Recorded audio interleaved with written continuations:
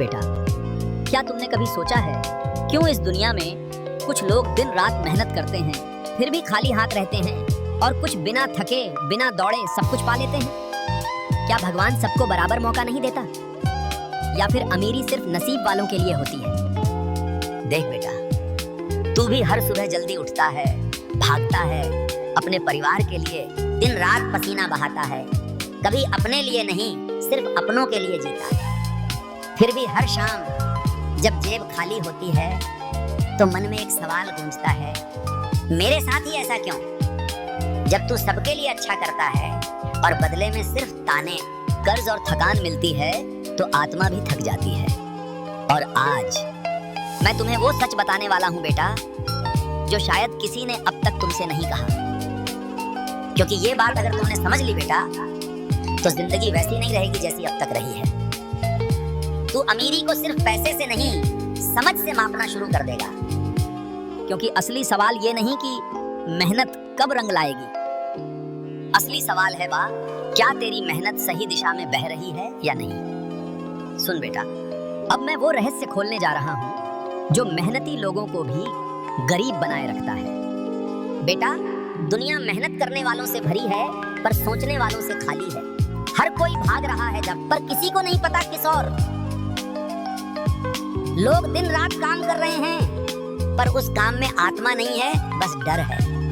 किस बात का डर? भविष्य का, भूख का, दूसरों से पीछे रह जाने का। और बेटा, जहां डर से कर्म होता है वहां बरकत नहीं टिकती। ईश्वर ने मेहनत को वरदान बनाया है पर शर्त रखी बुद्धि के साथ। अगर मेहनत दिशा के बिना है तो वो वैसी ही है जैसे किसी नदी में नाव तो है पर पतवार नहीं। सुनो बेटा, दो मजदूर थे, दोनों एक ही दीवार बना रहे थे। पहला बस ईंट जोड़ रहा था, दूसरा हर ईंट लगाते वक्त सोचता, मैं भगवान का मंदिर बना रहा हूँ। वक्त गुजरा, पहला मजदूर वहीं रहा, दूसरा मंदिर का मुख्य कारीगर बन गया। मेहनत दोनों ने की थी बेटा, पर एक ने उसे पूजा बना लिया, दूसरे ने मजबूरी। कई बार तुम टूटते नहीं क्योंकि कमजोर हो, बल्कि इसलिए क्योंकि तुम बहुत देर तक मजबूत बने रहे। तू मेहनत करता है पर अपनी कीमत नहीं पहचानता। तू खुद से कहता है मेरा काम छोटा है, और यही सोच तेरे कर्म को छोटा कर देती है बेटा। ईश्वर तेरे कर्म को नहीं, तेरे इरादे की तरंग को सुनता है। अगर तू खुद को साधारण मान ले तो किस्मत भी तुझे साधारण ही देगी। पर जिस दिन तू कहेगा मैं योग्य हूँ, मैं अमीरी के लायक हूँ, उस दिन तेरी ऊर्जा ही तेरी दौलत बन जाएगी बेटा साहब। पर दुख की बात यह है बेटा, ज्यादातर लोग काम करते हैं जीने के लिए, न कि सीखने के लिए। इसलिए वे सालों बाद भी वहीं खड़े रहते हैं जहां से चले थे। अब सोच बेटा, अगर मेहनत ही सब कुछ होती तो सबसे अमीर किसान, मजदूर और सफाई कर्मी होते। पर नहीं बेटा, क्योंकि उन्हें सिखाया नहीं गया कि मेहनत के साथ बुद्धि लगाना भी पूजा है। सुन बेटा, अब एक गहरी बात समझ, जिंदगी हमेशा वहीं से बदलती है जहां इंसान हार मानने वाला होता है, क्योंकि वहीं से तू अपनी असली परीक्षा में प्रवेश करता है। एक बार भगवान ने एक गरीब बढ़ई से पूछा, तेरी मेहनत इतनी है फिर भी तेरा घर खाली क्यों है? वो बोला, प्रभु मैं तो रोज लकड़ी काटता हूँ। भगवान मुस्कुराए, हाँ बेटा, पर तू लकड़ी काटता है, अपनी किस्मत नहीं गढ़ता। याद रख बेटा, भगवान तेरी हथौड़ी नहीं देखता, वो तेरी दिशा देखता है। तू दिन रात काम कर, पर अपने विचारों का नक्शा भी बनाता रहे। क्योंकि अमीरी पहले मन में जन्म लेती है, फिर जेब में आती है। अब सुन बेटा, जो मैं कहने जा रहा हूं वो हर इंसान के जीवन की जड़ है। पहला सूत्र, मेहनत तब फल देती है जब वो सेवा बन जाती है।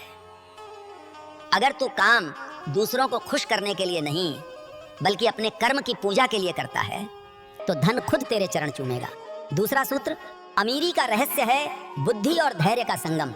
जल्दबाजी में की गई मेहनत हमेशा थकान देती है, पर समझदारी में की गई मेहनत विकास देती है।